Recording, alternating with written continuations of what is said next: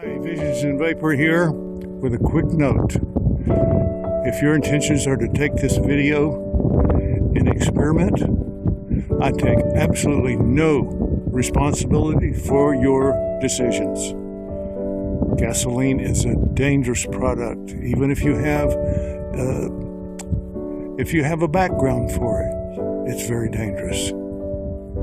I take no responsibility for your actions. And also, if you're looking for a quick way to an extremely huge boom in this country, here's the way. Look forward to this video. Visions and Vapor. Hi, folks. This is Visions and Vapor, or how to create friendly gasoline. I'm going to tell you all about it today. I got interested in vapor carburetors about a year ago now, and decided, I'll buy a little engine and see what it does for us. See if it really does something that I can't explain. And you know what? Here's the engine. Here's what it looks like. And it did actually perform the way I thought it would. Just quickly, that's the reservoir. The engine creates a suction.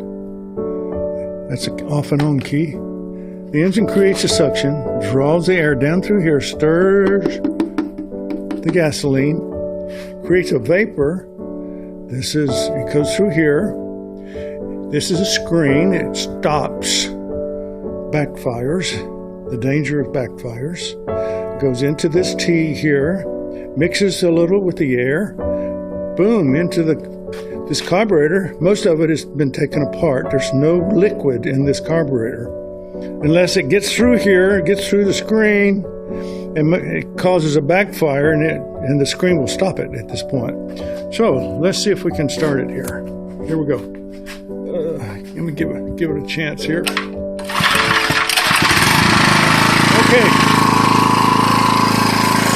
As you can see, start the gas. Comes down through here, stirs the gas, goes up through here, the vapor does. I didn't need a way to adjust the vapor. This particular engine didn't need it. Goes straight in.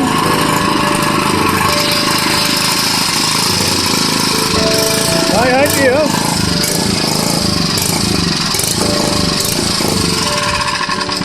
was to create a situation here that creates more questions. At this point, I said to myself, if this works, I'll try to put it on my pickup. Okay. And right over here is my pickup. And I want to show you very quickly. It took about 6 weeks, for this to happen. And I want to get my trusty pointer here. This comes from the gas tank. It tees off here to the new system. This old system hasn't been used in quite some time. Okay? All this is a proof of concept. It goes through this line here. As you can see, this is on and that's off. Okay? This is a pressure reducer for my gasoline. I felt like it could handle that.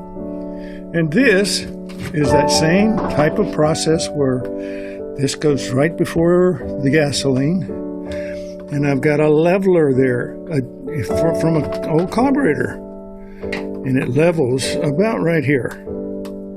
Okay, at that point, we go through, and you'll find a little bit of liquid there, which is usual. This I do use for this situation. This is a larger Chevrolet block engine. Let's put it that way. It goes through here, and by the time it gets here, mostly vapor. Okay? At this point, this screen stops a backfire. If gasoline or drops of gasoline get past here and into the carburetor, it'll cause backfires. That's the only way you can get backfires, is liquid.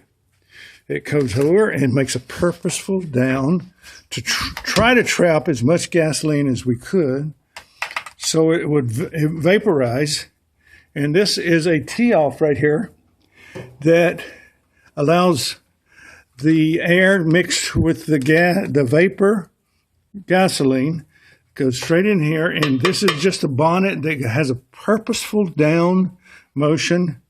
That's going to be changed eventually, and it will be a little bit better as far as response.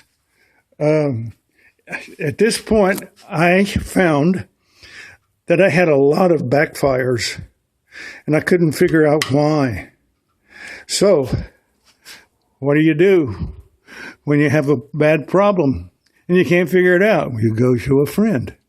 Well, I have this acquaintance I went to, and he listened to me very carefully, and he said, I have this book, this magazine. It's been up there years and years. It has dust all over it. You take this magazine, and you tell me what you think.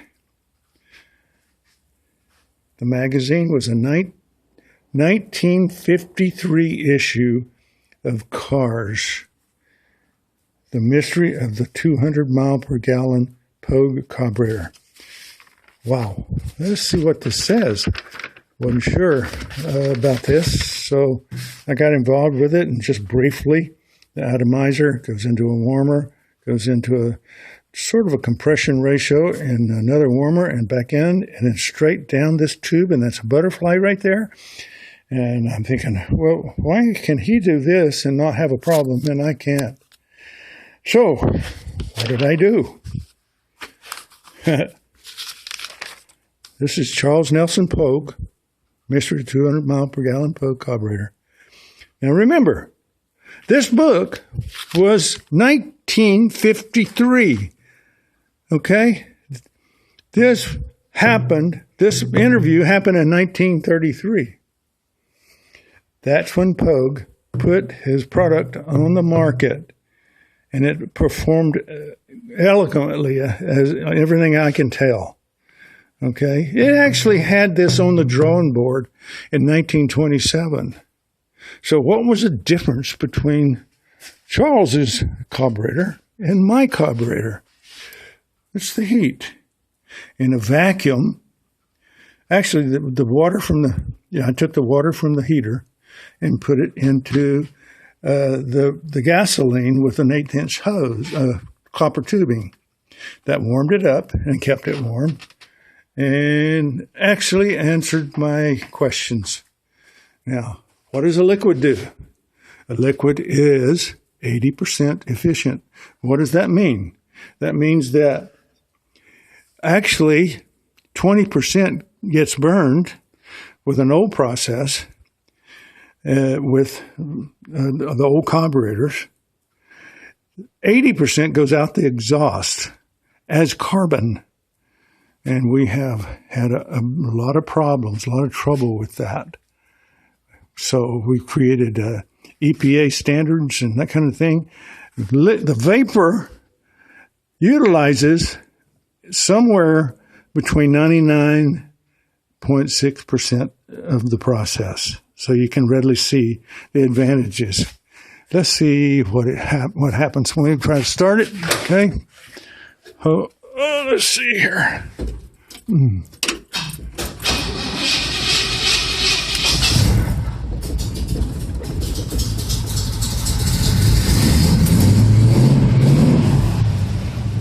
Let's see here.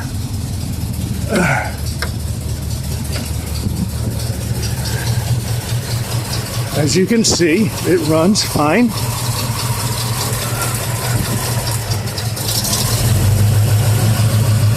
I mixed a little air with it, made it run a little better. This is all proof of concept work. Remember that. This is a backyard scientist doing this. And you can hear running just quite smoothly. Vapor, no issues. So, what did I find? I found something very interesting, folks. Extremely interesting, and I think the world will enjoy what I'm finding, because you know what? I am closing all the doors. Here we go. I am closing the doors. Would I do that on liquid? Not on your life or mine. So it's been running a little bit. Let's see what it smells like. That's the major thing that I found that was interesting. I can sit here for 2 or 3 minutes and it'll smell the same. I've done it. I'm sitting here 15 minutes at a time. You know what, folks? It smells like a dryer. Exactly, like a dryer. Here's a carbon monoxide. Normally it would be screaming its head off, saying, danger, danger. You got a problem. As you can see, I haven't used the gas, liquid, in quite a while. The vapor actually turns the inside of the engine to steam and cleans out the carbon. You explain that to me. I can't. We've got something going on here, folks. Something very important that I cannot explain to you. Someone with some scientific work behind them has to get with this and create a POC1 carburetor that will free the world of carbon and get 200 miles to the gallon at the same time. Now you tell me that won't create an unbelievable economy. All you people who are supporting Democrats, Republicans, Independents, I don't care what you are, you will create an unbelievable economy if you do this. I'll take you out for a drive someday soon. That seems to be working pretty well, you know. You want to create a great economy, and I've got 10 issues in my benefits package that you can go to it afterwards or not. I don't really care. I'm doing what I was called to do. That was give a year of your life to make this happen. I'll take you on a ride when I get back in the next video. Please take a moment and go to our wrap-up video. Shows all the benefits and the goodies that are going to happen if we adopt this product. Visions in Vapor, signing off.